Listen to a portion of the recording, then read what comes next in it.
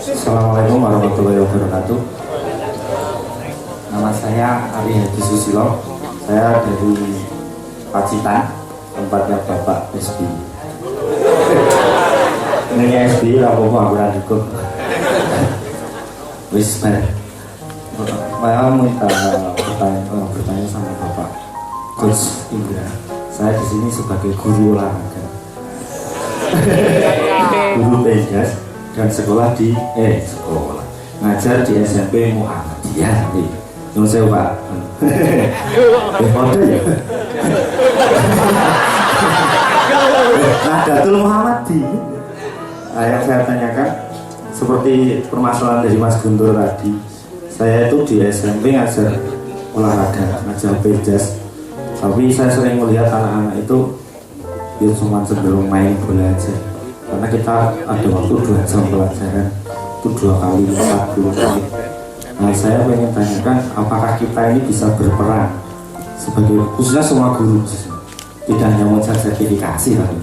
Saya ingin mengatakan apakah kita bisa secara konkret Pak, ya, secara konkret guru penjas di SMP. Saya SMP baru usia 13, usia bukan saya muridnya maksudnya. Saya sudah tua. Saya ingin ada wajangan dari Coach Indra. Bagaimanakah secara konkret kami sebagai guru-guru penjas itu setidaknya minimal membantu atau meringankan Coach Indra bisa mencari bibit-bibit unggul, bukan bibit penyakit, bibit-bibit unggul pelajaran tentang sepak bola. Karena kebanyakan yang ikut sepak bola di U19 kan ikut main klub.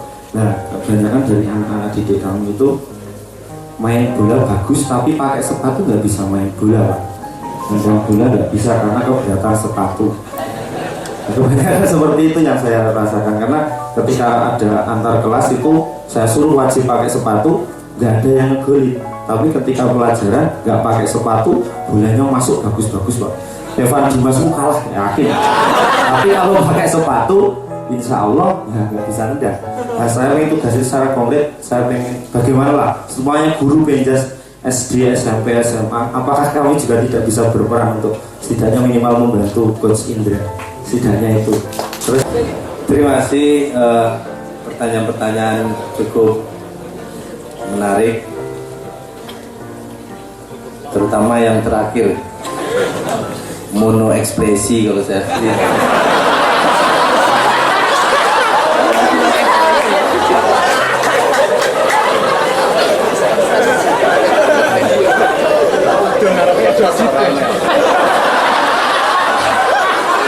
Saya mau jawab dulu yang pertama tadi.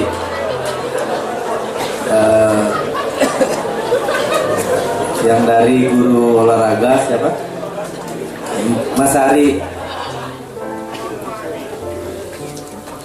Jadi inilah kelemahan kita di Indonesia. Saya mau membandingkan Jepang dan Indonesia. Tahun 70-an mungkin diikat bagi pemain Indonesia 1 lawan Jepang, kita masih menang gitu. Tapi sekarang coba lihat Jepang, apa yang diperbaiki oleh Jepang. Dia tahu bahwasannya guru itu penting, pelatih itu penting. Jepang punya pelatih, negara yang sekecil itu 61.258 orang per data 2010 atau 2009. Indonesia kebetulan saya juga instruktur pelatih, hanya 3.000 orang saja yang bersertifikasi. Dari 3.000 itu separuh pegawai negeri. Guru juga misalnya melatih juga, atau usaha juga melatih juga, nggak fokus. Bandingkan dengan Jepang yang 61.000 punya sertifikasi dan dia fokus di situ. Itu jauh ketertinggalannya. Untuk itu peran guru olahraga sangat penting membantu perkembangan sepak bola di Indonesia. Cuman sayang sekarang guru-guru olahraga kalau dulu masih banyak lapangan mungkin. Sekarang karena kekurangan ilmu tentang kepelatihan sepak bola, sebagian guru-guru olahraga bilang kalau tidak ada lapangan sepak bola nggak bisa main bola gitu. Jadi harus bikin dulu kepala sekolah lapangan sepak bola gitu. Tapi padahal dengan ukuran 10 kali 15 meter aja orang udah bisa main bola. Ini pengetahuan ini. Makanya dari Tur Nusantara, mulai dari Tur Nusantara 1 dan 2, kami prihatin dengan hal tersebut. Setiap daerah yang kami kunjungi, ada 3 manfaat yang dapat dari Tur Nusantara. Sebenarnya Tur Nusantara ini dari tahun 2011, 2012 sudah kami lakukan, tapi nggak layak jual gitu. Jadi kami ya itu tadi naik bis ke daerah-daerah. Sekarang udah dijual 20 pertandingan 16 miliar kan, udah enak. Yang kedua kami lakukan yaitu mengumpulkan guru-guru olahraga di kota yang kami tuju itu sama pelatih-pelatih SSB untuk berbagi ilmu dengan melakukan coaching klinik dengan mereka. Karena kami sangat berharap sekali guru-guru olahraga berperan untuk perkembangan sepak bola di Indonesia. Karena kami sangat yakin di puncak-puncak gunung, di daerah-daerah terpencil masih banyak pemain yang lebih hebat dari Evan Dimas. Itu kami yakin. Karena potensi itu dari Tuhan. Dan dilihat di Al-Quran tidak ada. Tuhan bilang bahwa potensi itu dia taruh di kota-kota besar gitu. Hanya di Jogja nggak ada. Kan nggak ada aja. Jadi dia berkehendak di mana Maradona dia taruh, mungkin di desa-desa kecil. Karena potensi itu, bakat itu dari Tuhan. Makanya saya berkelakar dengan para pelatih di Indonesia. Orang yang pertama masuk neraka nanti pelatih sepak bola di Indonesia. Karena banyak potensi yang ada dari Tuhan itu yang ditaruh. Nanti kan ditanya Tuhan, pelatih sepak bola kemana Maradona yang saya taruh di Indonesia dulu? Gak tergarap Tuhan, matilah kau, masuk neraka.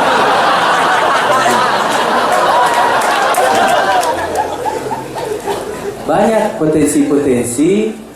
Pertama karena kesalahan organisasi, tidak menyediakan wadah untuk dia terpilih, atau dengan kongkang-lingkong yang selama ini terjadi. Yang kedua yaitu tadi, pembinaannya tidak maksimal, bahkan salah kaprah.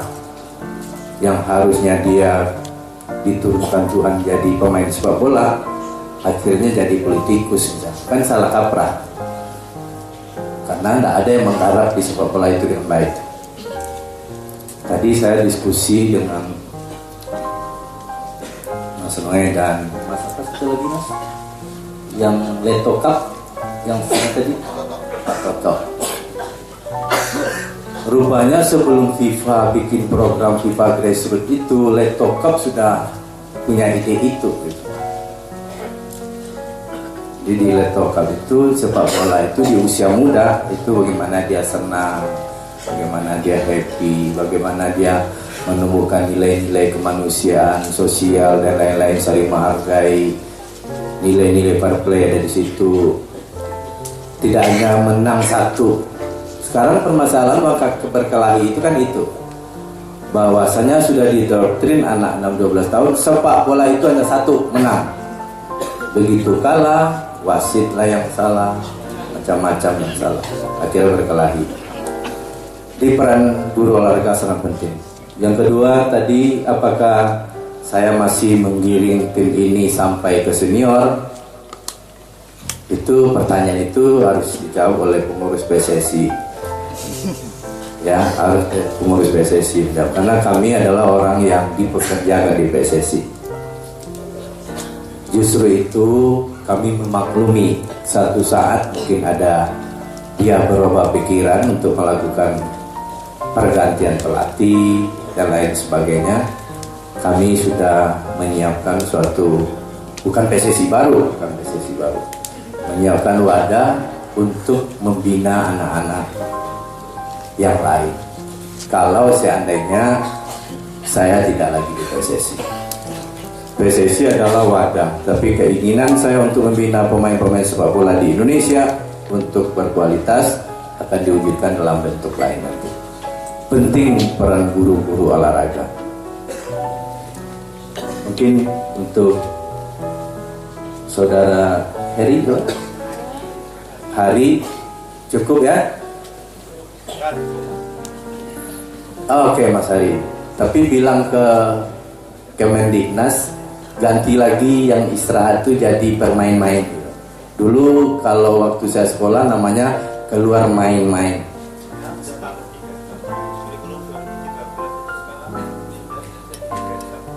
Ya, enggak, istilah istirahat. Kan ada tuh anak-anak kalau udah 3 mata pelajaran kan istirahat. Dia main game di kafe, BBM. Kalau dulu zaman saya begitu istirahat, namanya bukan istirahat, tapi keluar main-main. Dia bermain di depan sekolah, ada main bola, ada main macam-macam. Suruh ganti namanya, jangan istirahat, keluar main-main. Biar orang bermain-main gitu. Yang kedua, Mas Wiwin, Mas Wiwit, yang pertanyaannya pendek tapi ketawa banyak. Kisah berkumpulnya pemain. Tadi saya sudah paparkan, setelah tahu pemain yang 65 tadi dapat kualitas, kita akan punya keinginan mencari pemain dari seluruh daerah. Nah, saat itu ketemu lagi masalah baru. Indonesia ini tidak bisa ditempuh dengan jalan kaki gitu. Harus belusukan ke daerah-daerah pakai pesawat, ada pakai mobil, butuh biaya. Nah, saat itu kan Bapak-bapak sendiri tahu PSSI lagi gonjang-ganjing, lagi ada dualisme. Tapi ya itulah kelebihan Indonesia saat begitu semangat gotong royong Indonesia itu muncul. Kalau kita kerja ikhlas, arahnya jelas, banyak orang yang membantu. Disitulah orang yang membantu, dan kami datang ke daerah-daerah mencari pemain. Kenapa Wonosobo belum? Karena memang saya baru ke Wonosobo bulan yang lalu. Gunung apa, Dieng apa? Ya, Gunung Dieng. Sampai naik ke atas Gunung Dieng. Sempat saya melihat pemain-pemain minggu itu di alun-alun bermain. Banyak pemain bagus-bagus di situ. Itu tadi, wadah untuk mereka itu harus disiapkan oleh federasi. Kalau sistemnya ada, bagus. Belusukan tidak penting. Tidak penting, tidak perlu. Jadi jangan dibangga-banggakan belusukan.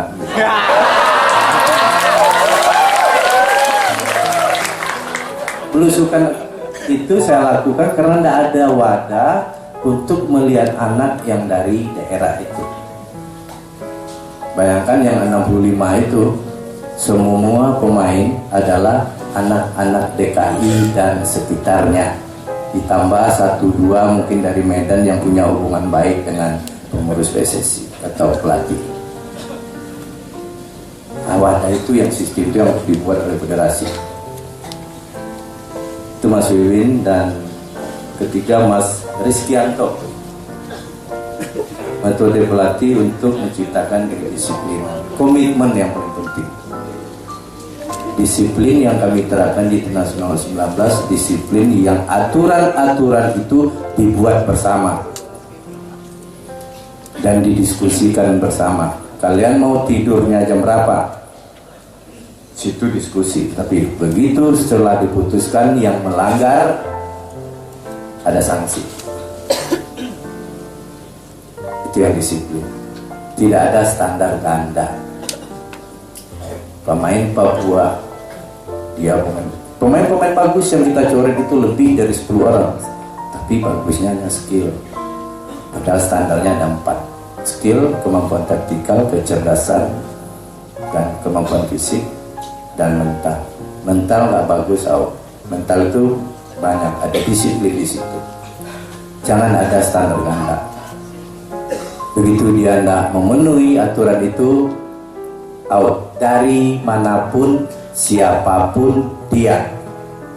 Mau Evan Dimas kek, kalau dia 4 itu sudah melenceng, besok pagi saya keluarkan Evan Dimas. Itu yang pemimpin. Makanya disiplin itu di 2019 tegak. Berdiri dia di situ. Pemain tim nasional U19 asal Kota Padang dan asal kampung saya.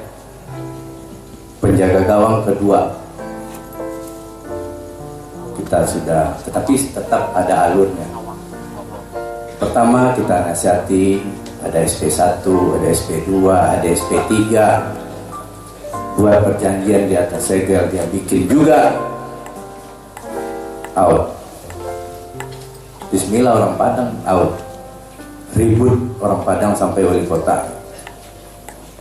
Kecindra masa baru bulan lalu diberikan penghargaan oleh masyarakat Sumatera Barat, 7 tokoh berpengaruh dari Sumatera Barat.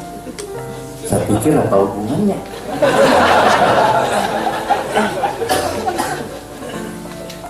Jadi saya bilang ke teman dan saya SMS, kalau itu yang menjadi dasar, besok saya datang ke titipan kilat, penghargaan itu saya kembalikan ke Sumatera Barat.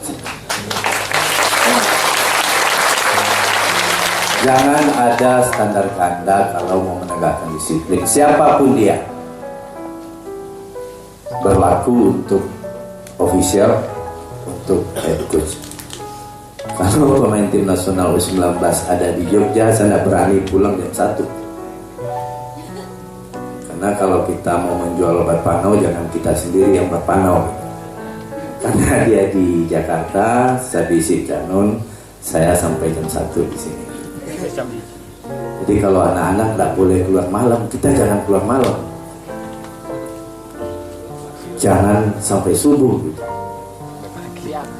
Itu.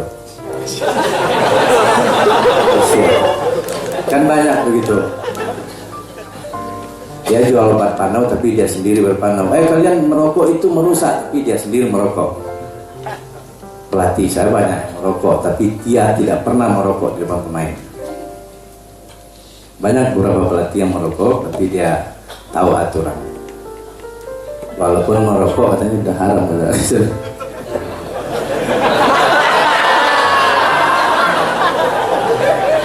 Yang kedua, apa ada pemain yang tidak disiplin? Itu sudah 10 pemain kita coret. Begitu dia tidak disiplin, rumahnya sudah berubah, bukan tim nasional 19 lagi. Jadi kalau ditanya sekarang ada yang tidak disiplin, belum ada.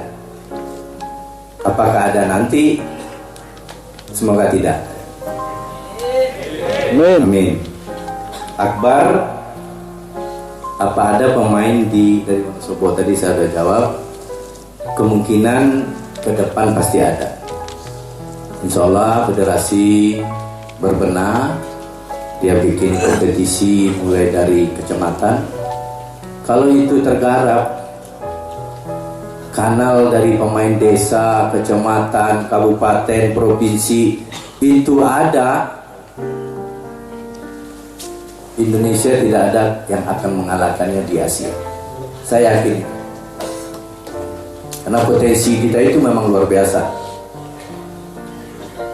Hanya dengan potensi yang kayak Evan Dimas dan kawan-kawan aja, di Asia ini sekarang kita udah jadi pembicaraan orang semua. Indonesia very very strong. Rasain lo. Semua sudah bicarakan, sampai FIFA juga membicarakan kita. Jadi kalau kita sekarang ke level Asia Tenggara, ya kita udah bisa agak sedikit membusungkan dada gitu. Terus yang terakhir, Aksam? Bentar, Sam, sabar.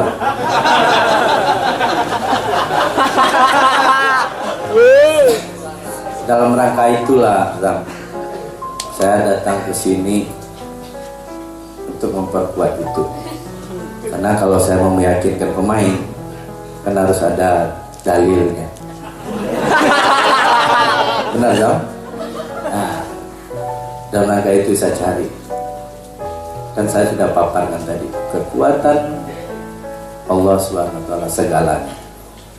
Ilham Udin Armain, saya tanya, kenapa kamu santai banget?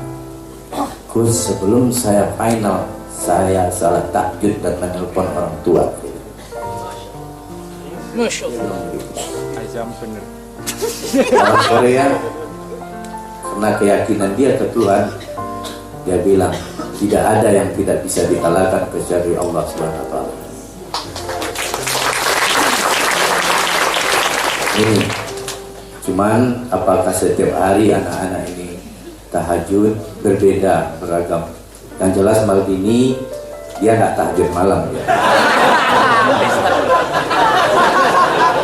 Paulo Sitanggang, Putu Gede, ya Besroni, itu pasti tidak tahajud ya. Cuman ya Besroni sudah mulai baca-baca lagi.